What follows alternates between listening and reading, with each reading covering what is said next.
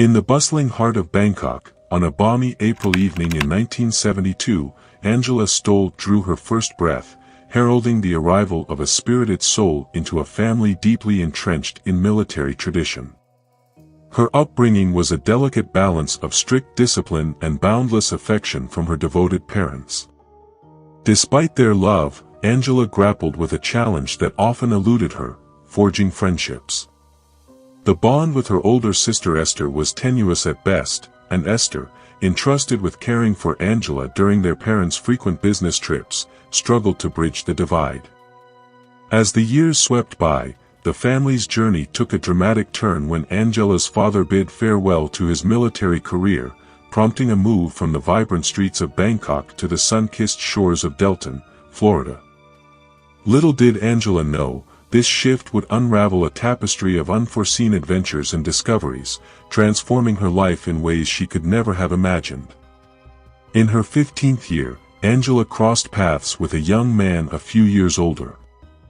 They rushed into marriage, but the journey wasn't a smooth one. Instead of happiness, Angela faced darkness. She confided in her family about feeling trapped and enduring terrible treatment, including physical harm from her husband. It was a harrowing time. He even tried to take her life more than once. After enduring years of suffering, Angela bravely walked away from that painful chapter, ending the marriage at just 20 years old. She sought solace in another relationship and welcomed her first child. But life had more challenges in store. Angela's health took a difficult turn. She was diagnosed with anxiety, depression, and other health issues, including being born without a thyroid gland. To cope, she began taking medications, but they worsened her condition, making it hard for her to move around. Amid these struggles, her second marriage also faltered, adding to her hardships. Angela faced an uphill battle, grappling not only with her health but also with the emotional toll of failed relationships. At 23, Angela found herself alone, cradling her child, facing a tough road ahead. Having left school early, finding a job became a real struggle. Feeling the weight of responsibility, she thought finding a partner to provide financial support might help. At 25, she remarried and welcomed a second daughter. The family settled in Valua County, Florida. At first, things seemed bright in the new marriage, but Angela grappled with panic attacks triggered by her low thyroid levels and stronger medications. Despite this, she worked hard to manage her home and connect with neighbors, even if they found her a bit peculiar. In 2006, a man named James Ski moved in across the street. He hailed from Philadelphia, worked as a limo driver, and was a friendly, lively soul. He had been in a 17-year relationship with Candy Medina, who had kids from a previous union. Their kids were around the same age as Angela's children, and they quickly bonded, becoming close friends. They supported each other, enjoyed parties, and even traveled together. Angela had a passion for camping and was a keen collector of guns, having an array of them at home, some for show and others real, but always unloaded. Despite her apparent joy, beneath the surface, Angela carried her own burdens. Again, Angela's world trembled as her marriage shattered. Her husband packed his bags one day, bidding adieu for good. Initially, Angela felt a sense of relief because, truth be told, he hadn't been treating her kindly. But joy quickly turned to worry as she found herself, once again, struggling to make ends meet with her children by her side.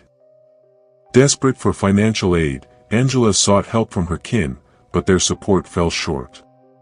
That's when James, her neighbor, stepped in with an unusual proposal in October 2012. He suggested Angela become a beneficiary on his disability payments, offering her $100 a month to assist with expenses. Initially hesitant, Angela was wary of the consequences. Yet, James persisted until she relented. They embarked on trips to the Social Security office and the bank, setting up a joint account. But trouble brewed beneath the surface. James began overdrawing the account, despite Angela's attempts to prevent it. The situation escalated when James's Social Security payments were withheld, plunging him into a financial crisis. Urgently needing money to settle mounting debts and prevent eviction from his family home, James sought Angela's help to borrow $4,000 from his ailing father. Reluctant to involve his father, Angela hesitated. As April 2013 dawned, tensions between them reached a breaking point, adding further strain to their relationship. The air crackled with unresolved financial woes and mounting pressure, casting a shadow over their once amiable rapport. When Angela decided to end the check-cashing advances on April 3, she arranged to discuss finances with her neighbor. Early that morning, she picked James up from work, accompanied by her children. Once home, as the children went to bed, Angela and James lingered in the kitchen, sharing drinks and financial talks. Seizing an opportunity, Angela slipped a stolen painkiller into her neighbor's drink, aware of its sedative effects when mixed with alcohol. Sensing his discomfort, Angela drove James to a local cemetery where their conversation escalated. Upon revealing the cancellation of the check advances, James erupted in fury, demanding money. In a panicked response, Angela wielded an ice pick from her car and struck James in the eye, but he persisted in his aggression. Subsequently, she used a rope around his neck until he ceased moving. Faced with the aftermath of her actions, Angela grappled with calling the authorities but feared disbelief and losing custody of her children. In a frantic bid to conceal the evidence, she wrapped James's head in plastic and transported his body home, parking the car in the garage. The gruesome scene continued as Angela resorted to dismembering the body with knives and a saw in her kitchen. Her initial attempt to dispose of the remains in the oven resulted in smoke and a putrid odor, forcing her to devise an alternative plan. Cooking some body parts on the stove and discarding others in trash bags in nearby woods, Angela coerced her teenage children into aiding, falsely believing they were disposing of an animal she claimed to have struck with her car the previous night. James, his wife, became concerned. His absence became a worrying mystery when he didn't return as expected. His wife, Candy, deeply concerned, reported his disappearance to the authorities, triggering a frantic search. James, described as a man of distinct features, tattoos marking his story, had left on April 2, seemingly vanishing into thin air. The search intensified as police delved into every detail, from his tattoos to his last known movements. Suspicion hovered over colleagues like John, who hinted at James's gambling struggles and their strained relationship. Yet, investigations yielded no tangible connection to his disappearance. Even James's boss, Pitt Harrington, expressed bafflement, affirming nothing seemed amiss at work. Detective John Brady, tirelessly leading the search, felt as though James had evaporated, leaving behind no trace. The mystery deepened, each lead fizzling into uncertainty. The enigma of his whereabouts seemed to confound even the most seasoned investigators. Meanwhile, amidst the swirling uncertainty, cryptic text messages supposedly from James hinted at debts and disappearing. However, Candy and her children doubted their authenticity, their livelihood entwined with James's presence. As the search spanned across places James had visited, hope flickered like a distant light. Detectives scoured every nook, yet the answer seemed elusive, leaving behind only questions. Candy, the man's wife, adamantly refused to accept the theory that her husband had voluntarily vanished to escape a perilous situation.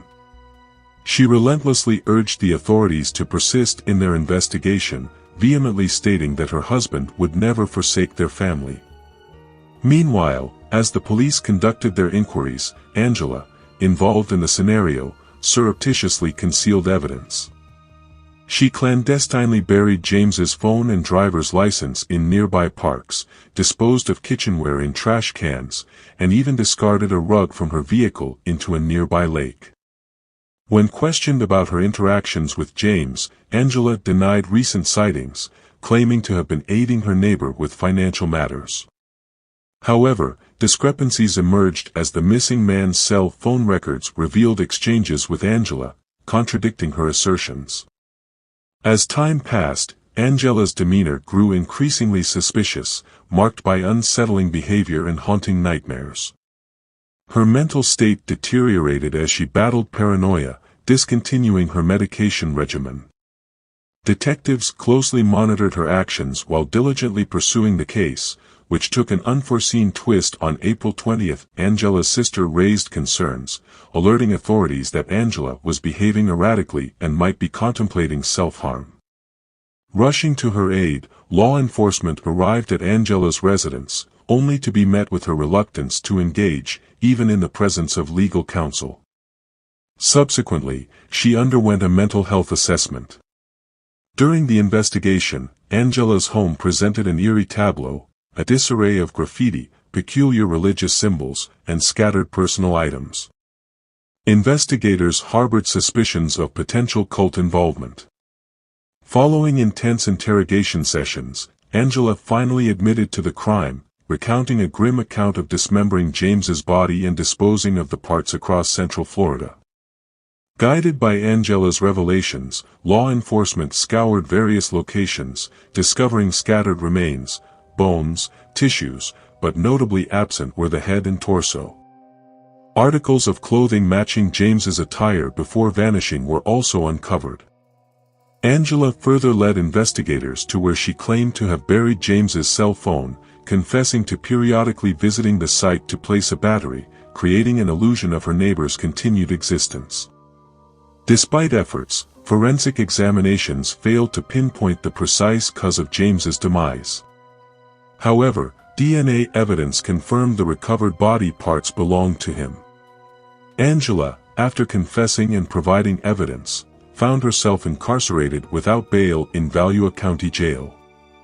Authorities charged her with second-degree murder, tampering with evidence, and abuse of a corpse.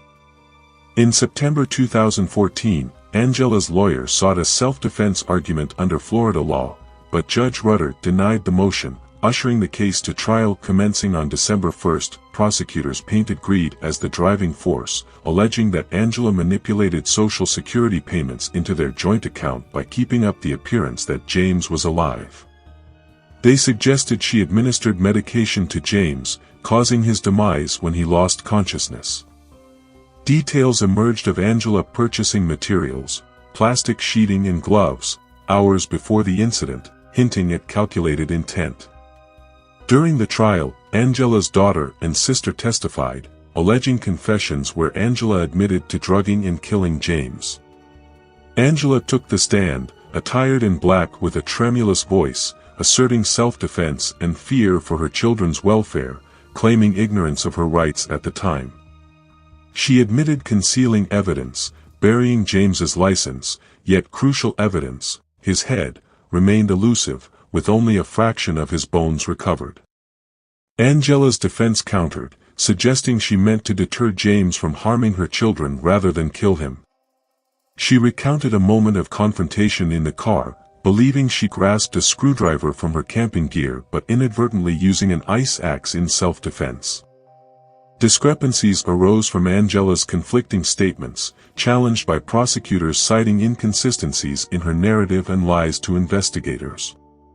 Amidst the trial's intensity, Angela's shocking confession, having diverted authorities from the truth, escalated the charge from second-degree murder to first-degree premeditated murder.